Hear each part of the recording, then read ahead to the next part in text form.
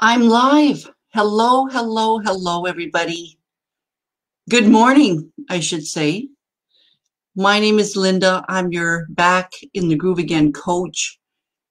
And I thought I'd do a live early in the morning. Well, it's maybe not that early for you, but normally I do my lives around noon. And you know what? I have so many things on my mind. Hello. Who's joining me? You can put your name in the chat box if you want. I have so many things on my mind today. Now, I will be focusing on one thing that I've learned in the past, but before I do that, I'm going to share my screen. I want to show you something, just a moment. There, I'm just going to share my screen with you, and I just want to show you my new Facebook cover. Now, shout out to Doug. Doug is the one that, and I have to get his name. Just give me 1 second. I want to get his last name. Just a moment. Doug McLaren, graphic artist, designed this cover for me, designed a logo. He did all sorts of great work, and I just want to give a shout out to him, and I want to thank him again publicly for doing this great work. I love it. I think it's great. I wanted to have it, I wanted to have positive words, hope, positivity, vision, belief, and he's come out. So big shout out to him. Thanks, Doug, for doing this for me. Hi, Moogie. Nice of you to join me. I'm thinking of you this morning. Now, I want to focus this live on, of course, just following through with my series of things that I would have known back then. And what I want to talk about today is when in the past I would have, great ideas. There were always things that I wanted to do. And sometimes I would start working on those things, those projects. And there were always things that kind of prevented me from doing them. And some of those things were self-imposed. I have to say that at the time, years ago, there were habits that I had that weren't healthy for me and that stopped me or prevented me from following through with some of the things that I wanted to do. They were more behaviors. They weren't necessarily thoughts that prevented me from doing what I wanted to do. So I'm wondering if you've ever noticed that. Have you ever wanted to do something? You have a dream of doing something, and for some reason, some of your behaviors prevented you from doing what you wanted to do. Because it happens, right? It happens. The one thing that really prevents us from doing what we want to do is this. It's our thoughts. It's our thoughts and it's our fears. And that's the part that I want to focus on more. Now, I'll give you a very specific example. I'm currently working on my 5-day challenge, Take Time for You Now. And it's starting on July 27th. And there's a lot of work behind this challenge, and it's going to be great. If you decide to take the challenge, it's all about taking a few minutes every day for you. Because oftentimes we, and I'm generalizing here, we are so busy giving our time to other people that we leave little time for us. So that's what the challenge is all about, right? It's about taking time for you. But as I'm preparing this challenge, I'm getting overwhelmed and I'm thinking of all sorts of things. And in the past, I would have not continued with it. So this is what I wish I would have known back then. Hi, who's joining me? Is this still Moogie or is this somebody else now? Type your name in the chat box.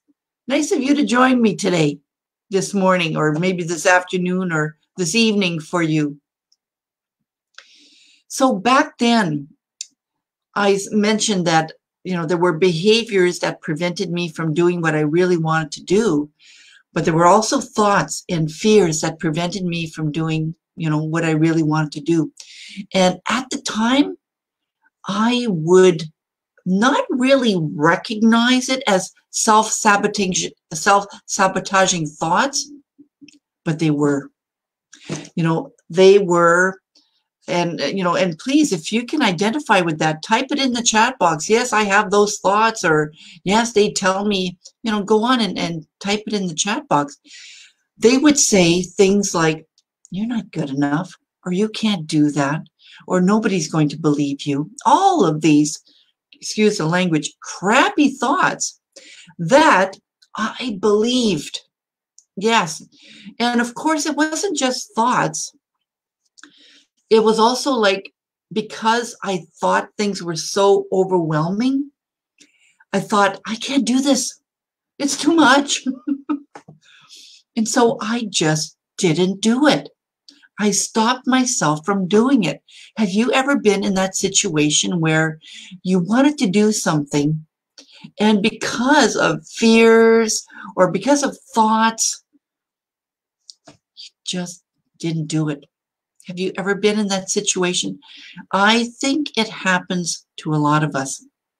And, for different reasons. Like a couple of days ago, I talked about, abuse and how some of the symptoms or side effects of abuse is self-sabotaging, and how we don't feel good about ourselves and so on. So there are many different reasons why we would pay attention more to those thoughts and to the fears than our desires to help. Now, in my case, when I do things, I want to do it because I know it's going to be helpful, and because I really want to help.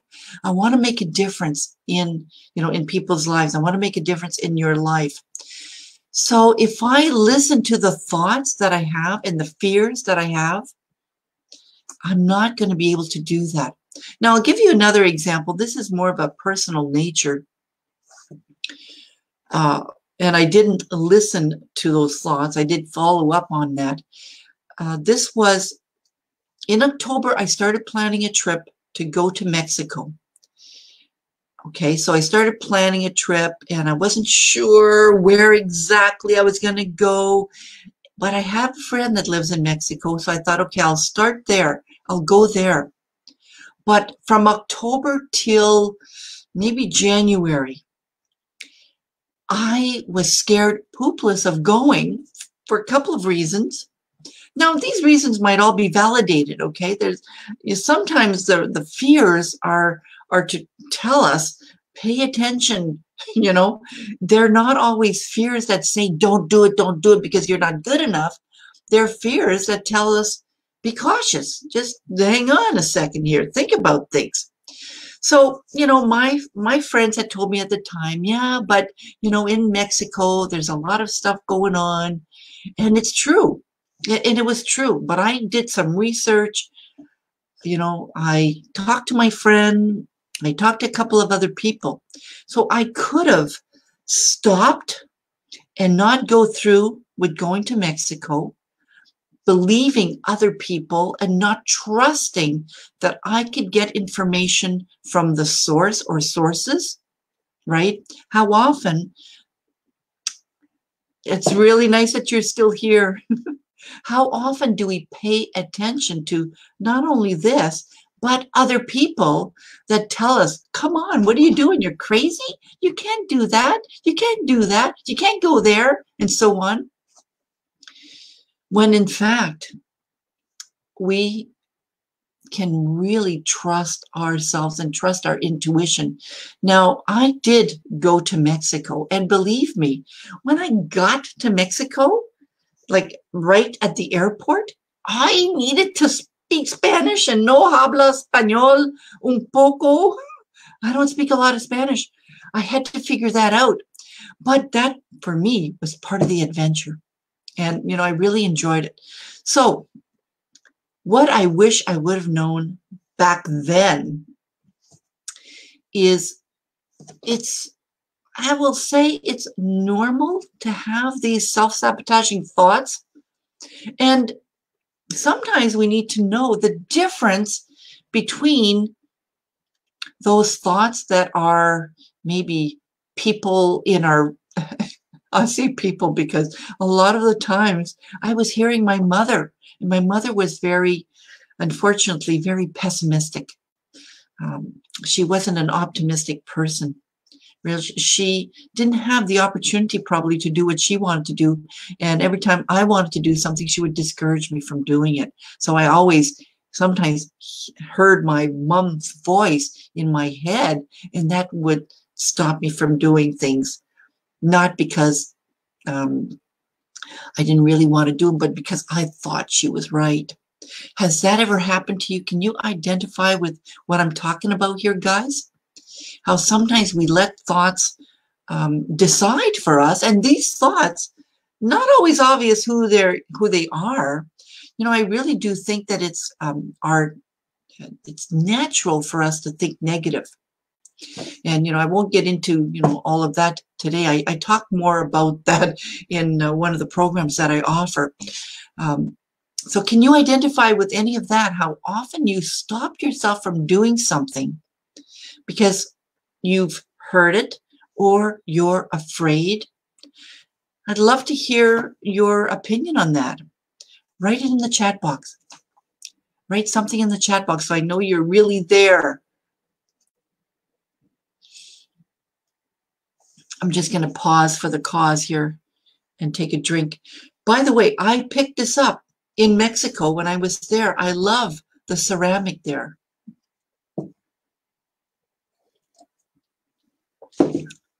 All right, so that's what this live is all about, is first of all, to notice that sometimes, yeah, we do have thoughts, we have fears that prevent us from doing things. And the idea is to at least become aware that that's what's happening. Now, sometimes I have to say that, and I'll give you a specific example. Sometimes those fears are really there to say, don't do it. And I'm not talking about those kind of fears, all right? Like, for example, I personally don't want to do jumping, bungee jumping. I don't want to do that. No, that is not for me, okay? I don't care if you do it. Go for it, man. But I don't want to do bungee jumping. And so even if I had friends that told me, come on, it's going to be fun, man. Yeah. No. Have you ever tried bungee jumping? Have you ever tried that? You know, when you're I guess you're harnessed in, but you're going to be jumping and then hanging upside down, very high up in the sky. Right. We all have fears, Moogie. We all do. And yes, it's to try to fight them. That's right. Now, here's one thing that I've learned as well, is that the easiest way to fight these fears is to just take it one moment at a time. Because we know that everything in life comes and goes. Everything in life has a beginning and has an end. It's true. Everything in life has a beginning and an end. And so will these fears. So if we take it one moment at a time, just for this moment, I'm going to take another step. And just for this moment, I'm going to take another step. And that's all we can do, right, when we have certain fears. So when it comes to the bungee jumping, no, like that is definitely something I'm not going to do because I don't want to. The risk to me is too high. I would be scared poopless, okay? But I'll tell you something that I did do that I was scared poopless. And I think I might have shared that on another live. I can't remember. I ziplined. But not only did I, you know what? Me too. And sometimes it depends on how real that fear is. Because if it's a real fear, you know, sometimes these fears aren't real. Okay, but if it's a real fear, praying to God helps. help me get through this. Please help me get through this. And it helps. It really, really does help. Thank you for sharing that, Mookie. Now, I'm just going to go back to my zip lining. So a few years ago, I had heard about it. You know, there's something on the Gatineau side, that's Quebec, that they offer zip lining and some obstacle course. Now, I was great thinking I'll do the zip lining. I'll be afraid, but you know, I'll do it. But it was the obstacle course that was horrible. It was terrible because, well, there were several different types of obstacles. Now, I didn't know about the obstacles before I said I was going to do this. It was when I was right there having to either climb a rope or do the Tarzan rope or walk on these tiny little pieces of wood that are swinging from one side to the next, and it's high up. They call them hanging bridges. It was when I was having to do that I was so scared that I almost froze, thinking, oh my God, I don't know if I could do this. Right there in the middle of it. And I remember breathing, like shallow breathing, right? I remember that. And I thought, oh God, what do I do? I couldn't really turn around. I just really and literally took it one breath, one step, one breath, one step, stopped, one breath, one, you know, and I took it a little bit at a time to eventually get to the other end of that bridge, to take a breath and go, oh my God, that was the scariest thing I've ever done. So all of that to say that, you know, that fear, in a sense, was there to protect me. You know, our brain doesn't know the difference between what's real and what's not, all right? Now, in my case, in the case of that hanging bridge and that obstacle course, I was afraid of something that was very real. I was afraid. I didn't want to fall. I'd never done that before. I was scared. Okay, it was very, very real. But in the case of my wanting to do like a program, or my wanting to do this, you know, continue on with this 5-day challenge, for example. Now, that's more of a fear of being judged. It's more of a fear of they won't like my challenge. It's more of a fear of, it's a psychological fear. That's not real.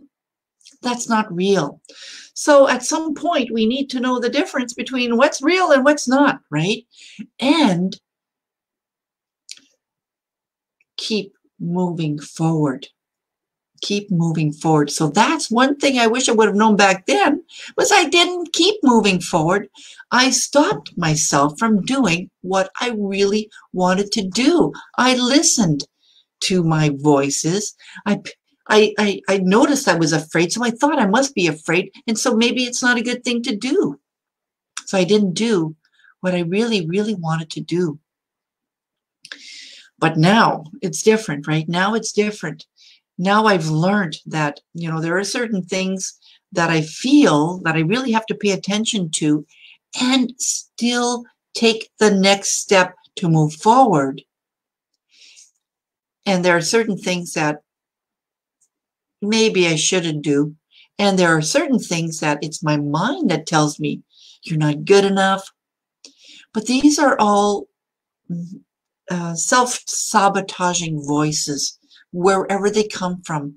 There are voices that prevent me, or that could prevent me if I listened to them, to do what I really, really want to do. So in this case, in the case of my 5-day challenge, for example, and I'm telling you because this is actually happening right now, right? I'm launching this 5-day challenge on the 27th. That's the first day. I'm going through the preparations of it now, and I'm going through these thoughts now.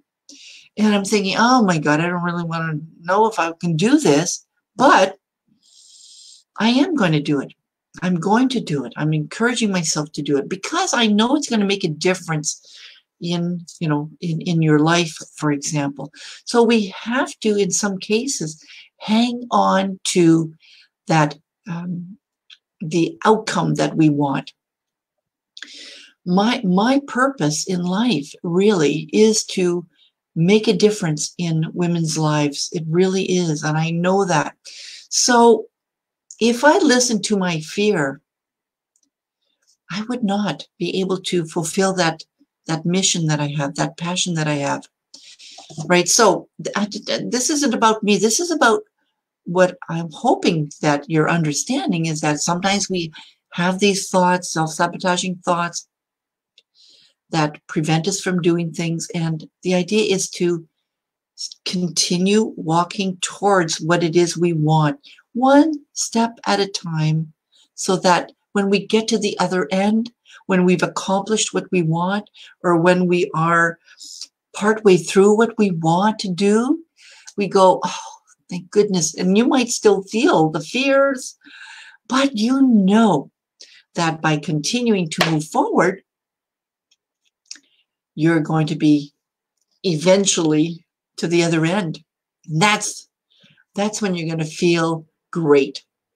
And that's when you're going to go, whew, I'm so glad I didn't pay attention to that voice or to those fears. I'm so glad that I kept going, because everything has a beginning, guys, and everything has an end.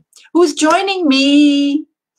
Please say hi. I'm almost done my live, but it's great for you to join me. Please say hi, and you'll have to listen to the replay, because I've talked about things that I've learned that I wish I've known in the past, which was, in other words, don't pay attention to those voices too much unless they're really, telling me this is a dangerous situation, which is a little bit different. And it's just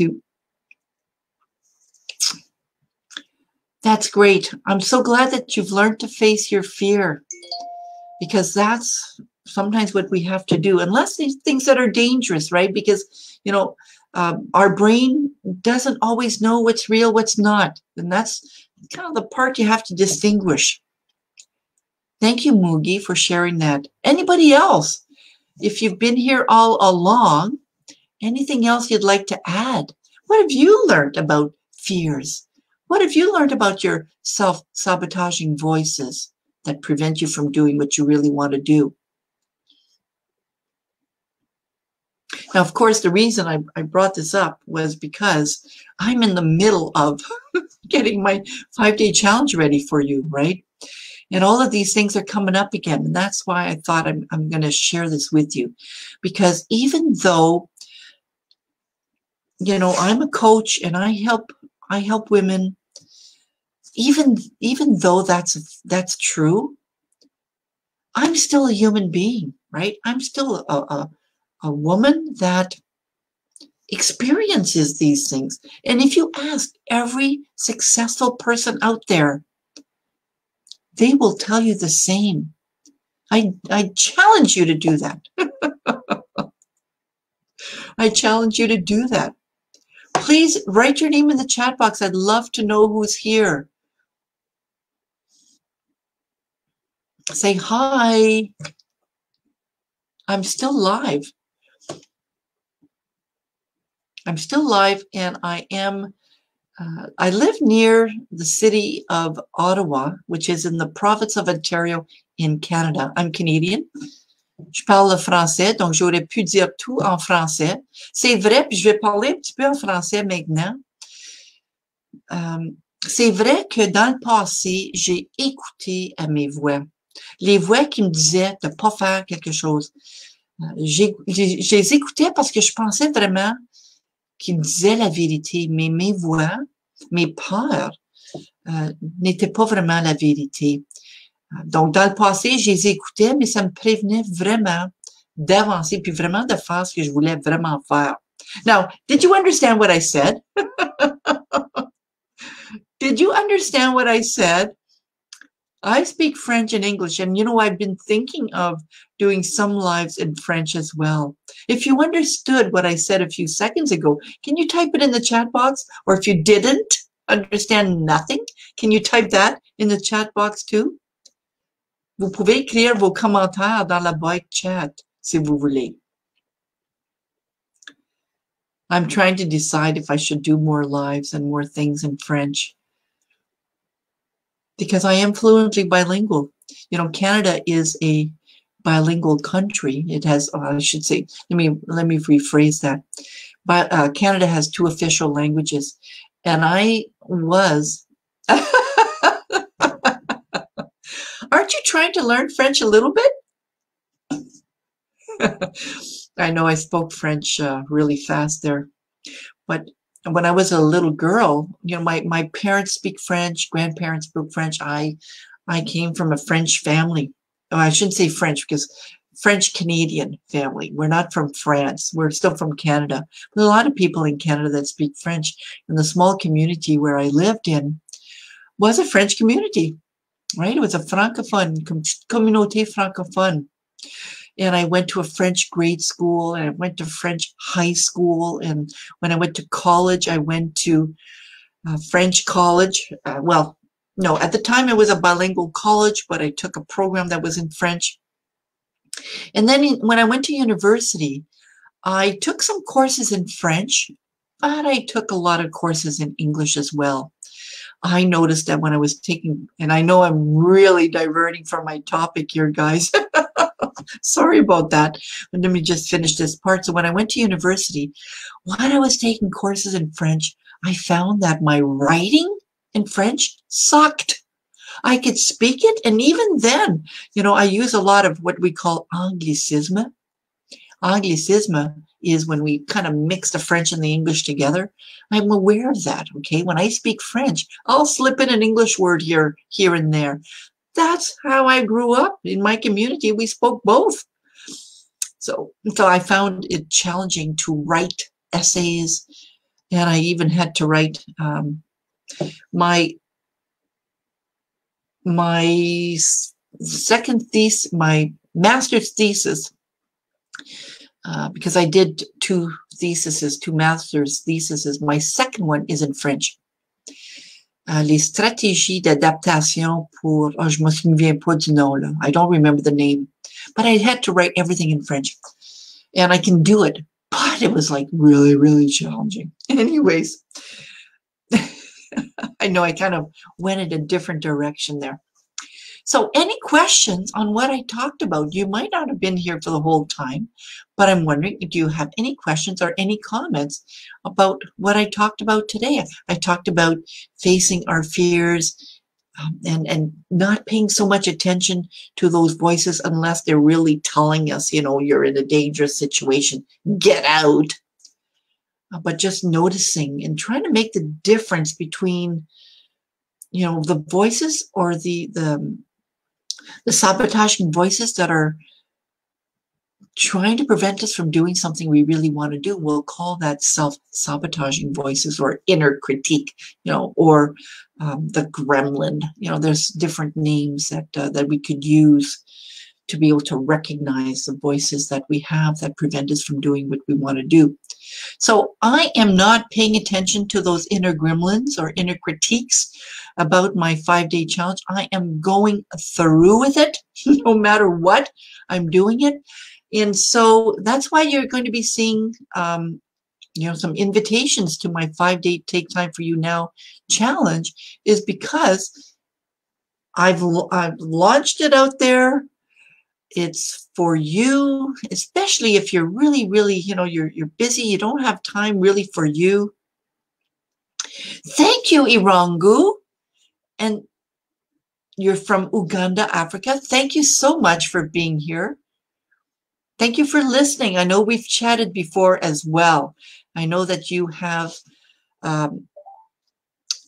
it's not a, I know you work with children. You work with people that are poor.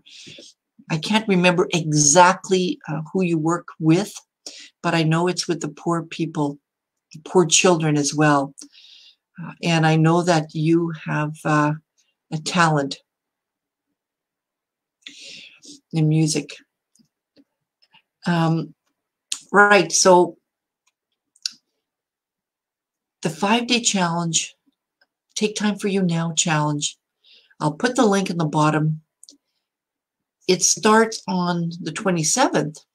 And, essentially it's taking a few minutes every day for you. And we'll be going through different types of little activities that are fun. So I hope that you sign up. I'd love to see you there. Yeah. All right. Okay. I think I've talked enough. I never think I'm going to last this long, but I always end up by talking for so long. So thank you again for being here, and thank you for listening to me. I wish it was more interactive, but that's the difference between a live and a Zoom call, right?